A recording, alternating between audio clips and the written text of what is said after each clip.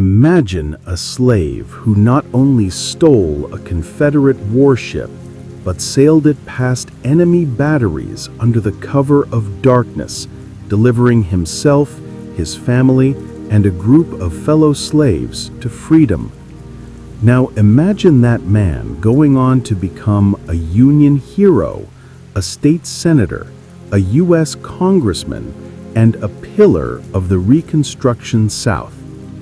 This is the true story of Robert Smalls, an American hero whose audacious escape and subsequent political career are among the most remarkable and yet often overlooked sagas of the Civil War era.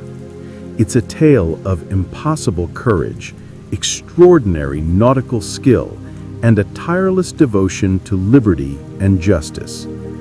The year was 1862. The American Civil War was raging, and the waters around Charleston, South Carolina were a tense, heavily fortified front line.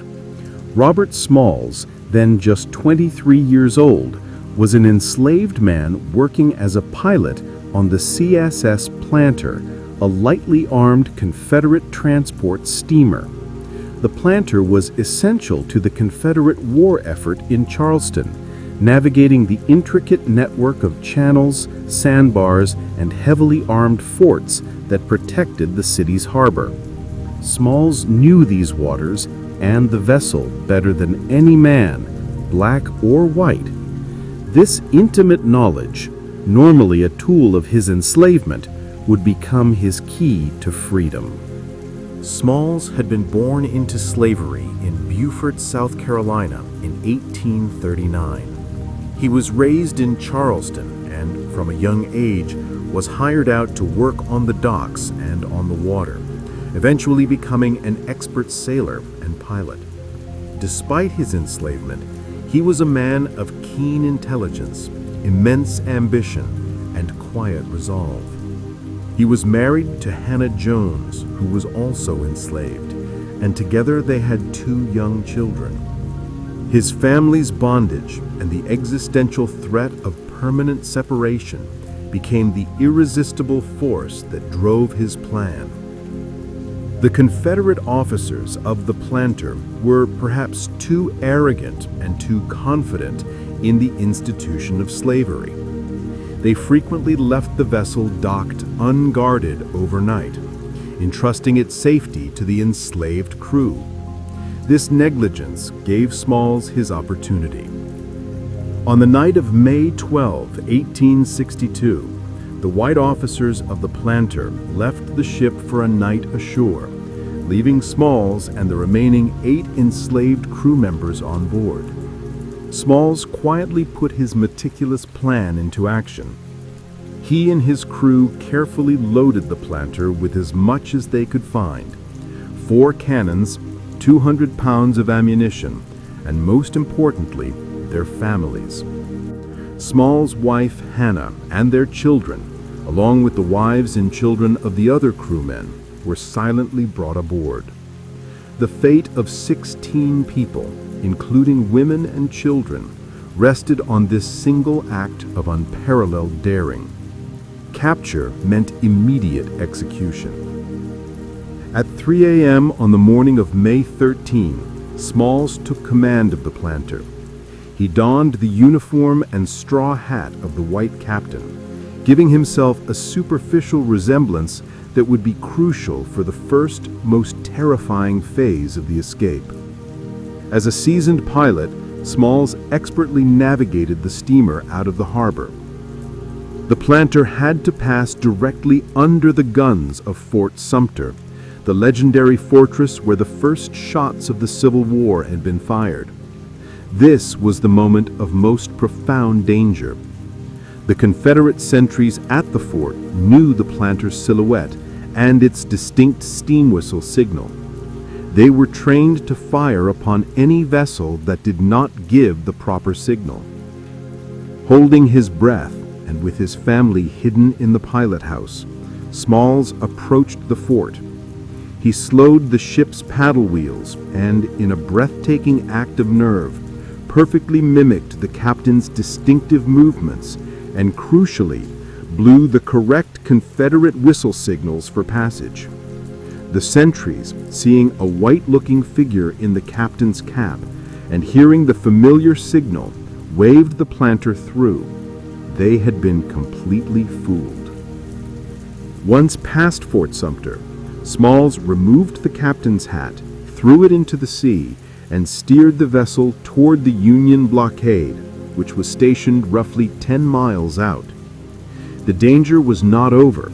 He was now heading directly toward enemy ships, and in the pre-dawn fog, the Union forces might mistake the Confederate gunboat for an attacking vessel. As the fog began to lift, a Union ship, the USS Onward, spotted the approaching steamer. It immediately prepared to open fire. Just as the Union sailors were about to unleash a devastating broadside, a large white bedsheet brought by Hannah Smalls was quickly raised to the planter's mast, a universal sign of surrender. The Union captain ordered his gunners to hold fire.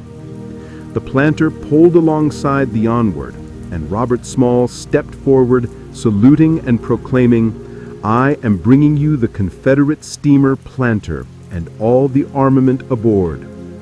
He had not simply escaped. He had successfully delivered a valuable Confederate war asset with complete cannons and intelligence on Confederate fortifications to the Union. The 16 people aboard were now free.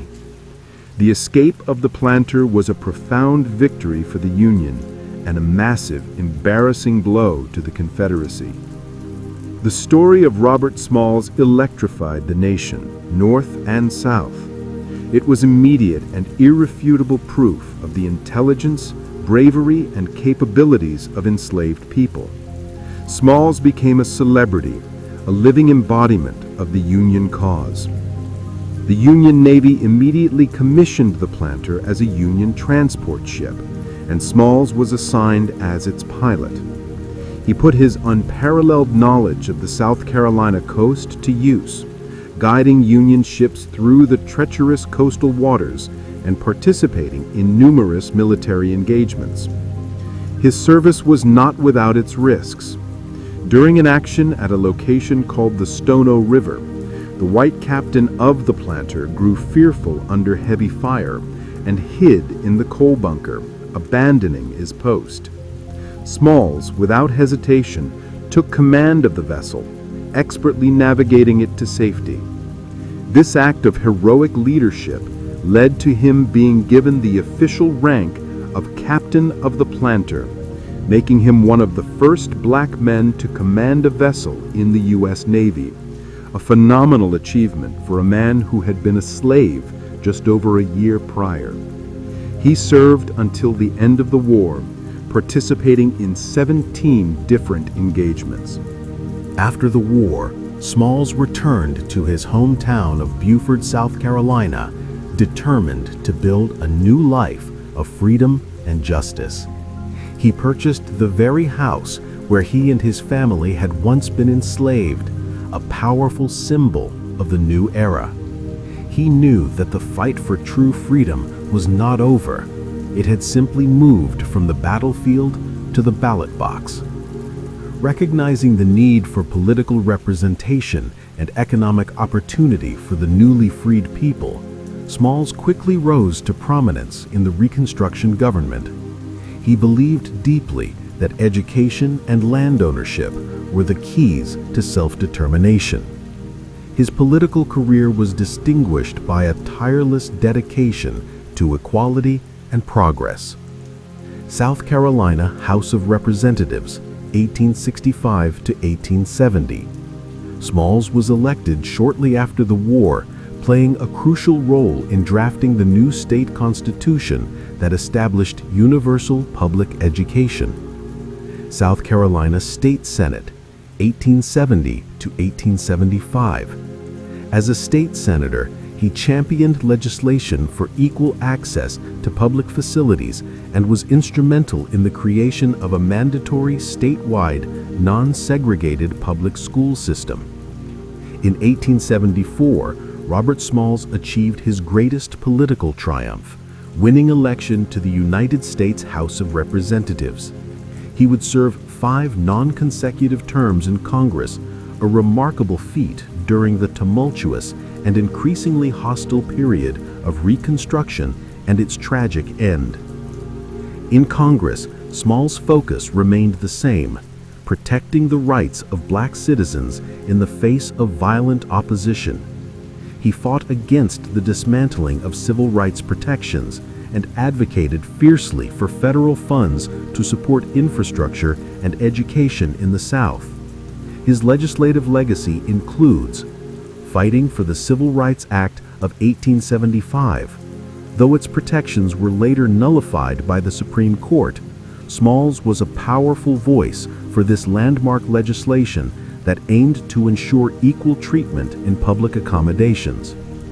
Advocating for the black community, he introduced bills to ensure fair labor practices, expand access to land, and protect black voters from intimidation by paramilitary groups like the Ku Klux Klan.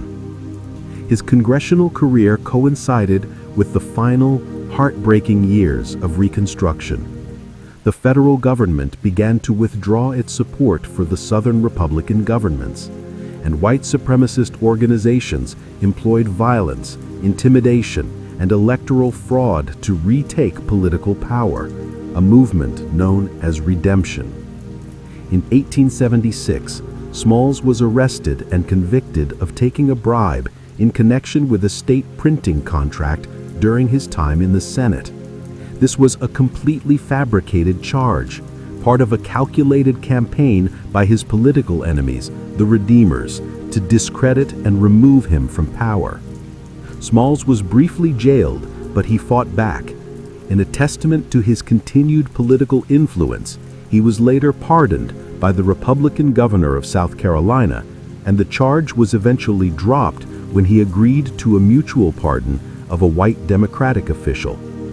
This political maneuvering was a bitter necessity to survive the brutal realities of the post-Reconstruction South. Even after the official end of Reconstruction in 1877 and the rise of Jim Crow laws, Robert Smalls refused to retreat. He remained an active and powerful figure in South Carolina politics, continually advocating for the rights of the shrinking number of black voters. He was one of the last black Republicans elected to Congress from South Carolina.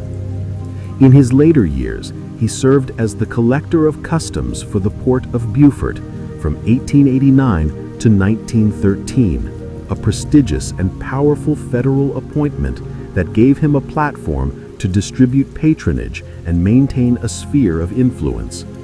This position was one of the highest federal posts held by an African American for decades.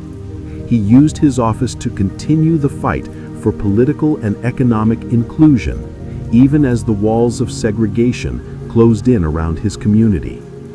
In 1895, Smalls participated in the South Carolina Constitutional Convention, where his white political opponents successfully passed a new constitution that systematically disenfranchised black voters through literacy tests and poll taxes.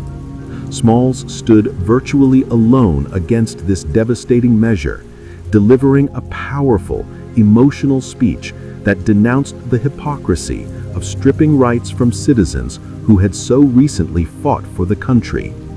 Though he lost the battle, his words remain an enduring record of his unwavering commitment to American ideals. Robert Smalls died in 1915 in the very same house in Beaufort where he had been born into slavery, a man who had literally bought his freedom and risen to the highest halls of power. The story of Robert Smalls is more than an astonishing historical footnote. It is a foundational American epic. It encompasses the worst of the nation's history, slavery and political betrayal, and the very best, a man's singular courage, his unmatched skill, and his lifelong devotion to building a more perfect union. From stealing a Confederate warship under the nose of Fort Sumter to becoming one of the most important black political figures of the 19th century, Smalls proved that the fight for freedom is never truly finished, and that a single act of bravery can reshape the course of history.